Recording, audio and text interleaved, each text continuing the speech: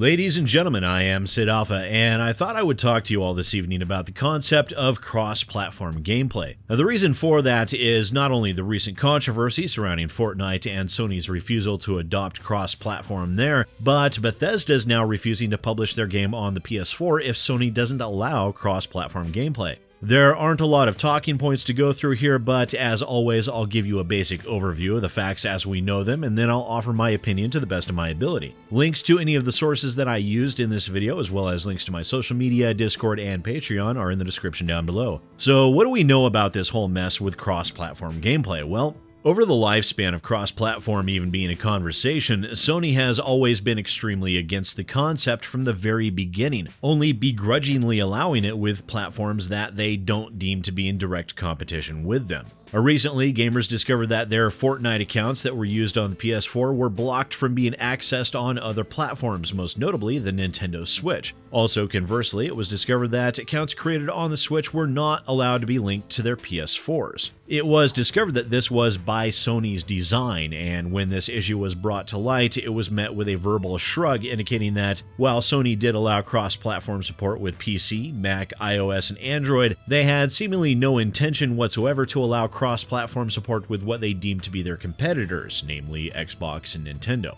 That gated community mentality has continued, but it would seem that Bethesda intends on placing Sony even more under the spotlight with their own spin on the collectible card game genre, The Elder Scrolls Legends. Now, in an interview with Game Informer, Bethesda's Senior VP of Global Marketing, Pete Hines, stated that cross-platform is non-negotiable with the game. This means that if a platform refuses cross-platform, then they will not be releasing the game on that platform. A Game Informer did notably remind Hines that Sony is still steadfastly refusing cross-platform for Fortnite, which is the hottest game around right now, and Hines responded that he was very aware of that fact, but it doesn't change Bethesda's standing on that issue. And what this means for PlayStation gamers is that almost certainly you will not be able to play The Elder Scrolls Legends on your console until Sony finally decides to allow for cross-platform play, if that ever happens. And there we have it. Not too many facts to go through. The story itself is pretty cut and dry, but there are a few things I want to discuss and give my opinion on. First is the aspect of cross-platform play. Now, this concept has been around for as long as I can remember. However, historically, there was always some barrier or another that prevented it from happening, whether it be from the fact that consoles like the PS1 and Super Nintendo didn't have networking capabilities, to then their programming languages being radically different, to radical disparities in the capabilities of the hardware, to, yes, a bit of greed and desire for control of your wallets involved in there along the way. Now, in the current generation of consoles, those limiting factors simply don't exist anymore. Current generation consoles are fully capable of multiplayer gameplay and have hardware powerful enough to render games in 4K at an acceptable frame rate, which was something that the previous generation of consoles were just not capable of doing. The operating systems of consoles have grown radically from their earlier generations as well and are essentially single-purpose PCs at this point. Now, even the control limitations between PC and console are being removed. In the past, PC had the edge in that department as you could literally use any control device you wanted, whereas on console, the controls were limited to supported controllers, and not so with the current generation. Now, the PS4 already supports keyboard and mouse, and the Xbox One is rumored to be rolling out support for them as well, meaning that control scheme parity will finally be reached, and the last remaining potential barriers outside of monetary considerations for cross-platform will be washed away for all time. This means that PC gamers will no longer have an inherent advantage against console players on first-person shooters and the like, as both can very easily be using the exact same equipment for controlling their gameplay.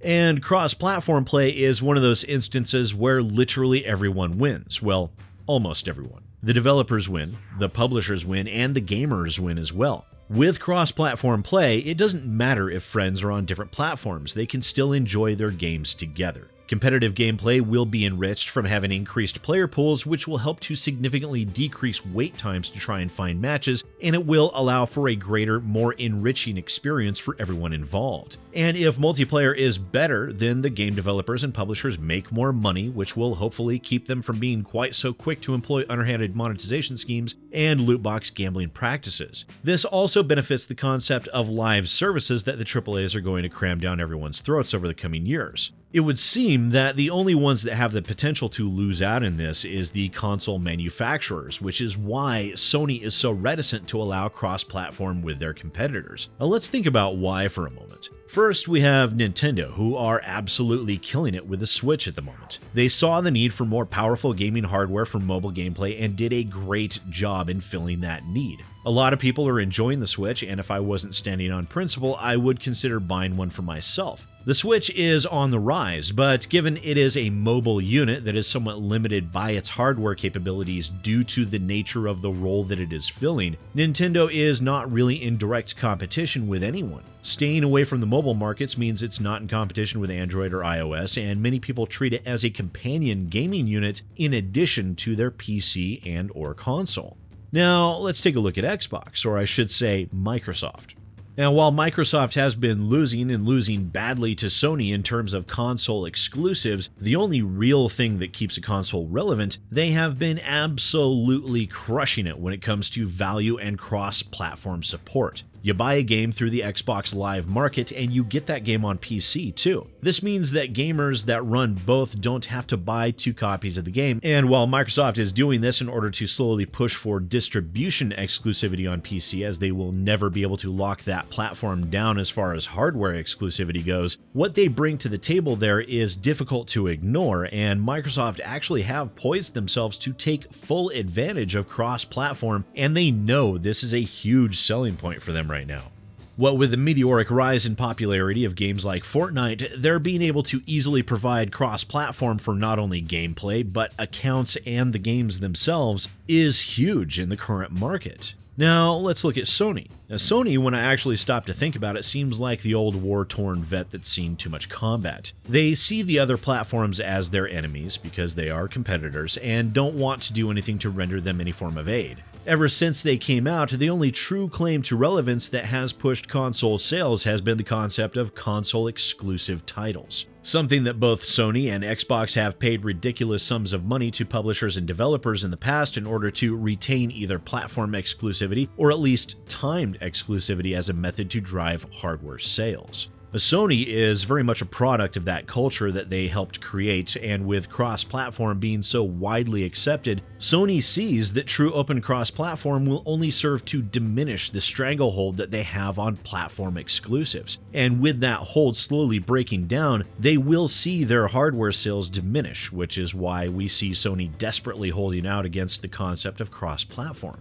You see, if all games were available on all platforms and all gamers were able to play with anyone playing on any other platform, Sony would lose and lose badly in terms of PlayStations sold. Their biggest driver would cease to exist, and the only thing that would push sales would be personal preference and, dare I say it, hardware capabilities, something that, in all honesty, console will always lag behind in.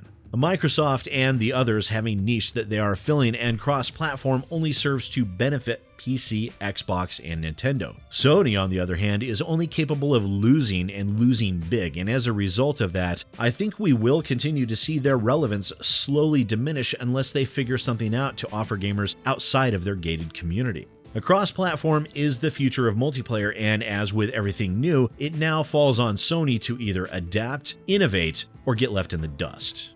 And once again, ladies and gentlemen, thank you so much for watching. I am SidAlpha, and I'll see you next time.